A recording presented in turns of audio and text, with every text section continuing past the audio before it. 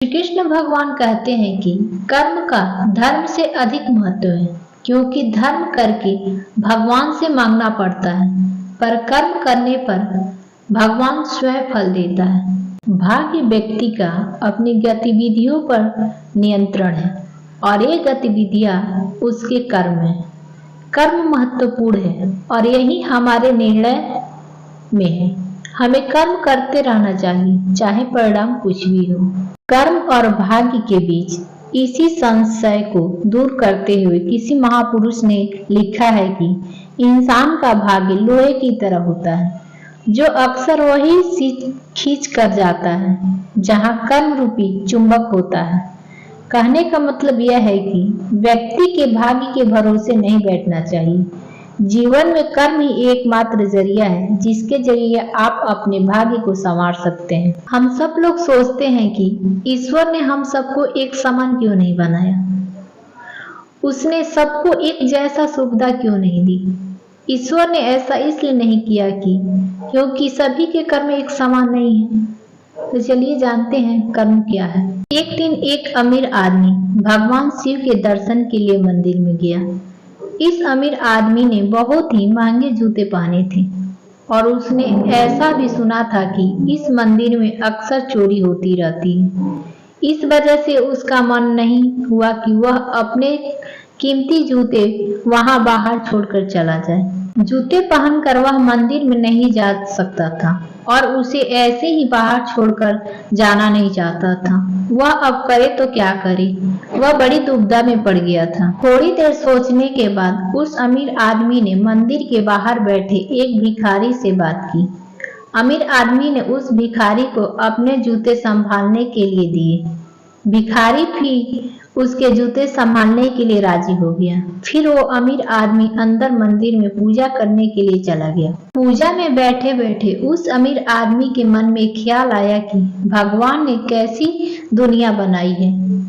मेरे जैसे कई लोगों के पैरों में कीमती जूते पहनने लायक बनाया है, लेकिन उस बेचारे भिखारी जैसे अनगिनत लोगों को रोटी खाने के लिए भी भीख मांगनी पड़ती है। वो अमीर आदमी मन ही मन भगवान से फरियाद करते हुए बोला कि आपने सब लोगों को एक समान क्यों नहीं बनाया, आपने सभी को एक जैसी सुविधा क्यों नहीं दी। फिर उसने मन ही मन तय किया कि यहाँ से वापस जाते समय वो उस भिखारी को 500 रुपए देकर जाएगा। पूजा खत्म होने के बाद जब अमीर आदमी बाहर आया तो न उसे अपने जूते दिखाई दिए और न ही वो भिखारी दिखाई दिया। उस अमीर आदमी को लगा कि भिखारी किसी काम से बाहर गया होगा, इसलिए थोड़ी देर तक उसने वहीं खड़े होकर भिखारी का इंतजार किया। काफी देर तक इंतजार करने के बाद भी जब भिखारी वापस नहीं आया तो वह अमीर आदमी को पता चल गया कि भिखारी उसे ठग कर चला गया। दुखी होकर अमीर आदमी नंगे पांव ही अपने घर की तरफ चल पड़ा। रास्ते में उस अमीर आदमी ने देखा कि फुटपाथ पर एक जूते चप्पल बेचने वाला बैठा है।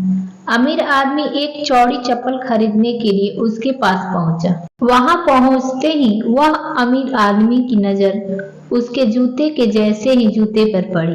अमीर आदमी पहचान गया कि ये उसी के जूते हैं। पूछने पर बेचने वाले ने पहले मना किया, लेकिन बार बार पूछने पर और दबाव देने पर उसने माना कि यह जूते उसे एक भिखारी 500 रुपए में बेच कर गया है। अब वह अमीर आदमी बिना चप्पल खरीदे मुस्कुराते हुए वहां से अपने घर की तरफ नंगे पैर ही चला गया।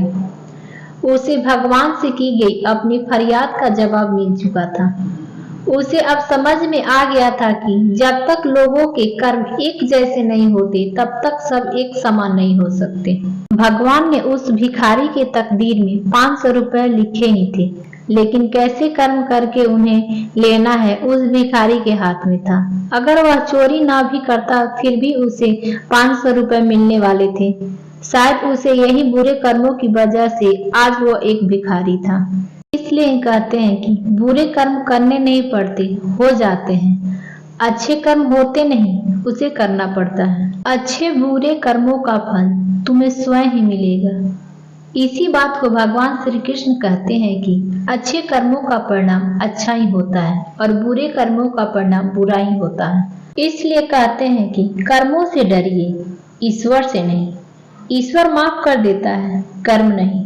भाग्य का लिखा हुआ कोई नहीं मिटा सकता। जैसे बछड़ा 100 गायों में से अपनी माँ को ढूंढ लेता है, ठीक उसी प्रकार कर्म अपने कर्ता को ढूंढ ही लेता है, आज नहीं तो कल। वीडियो पसंद आए तो like, comment, share and subscribe करें।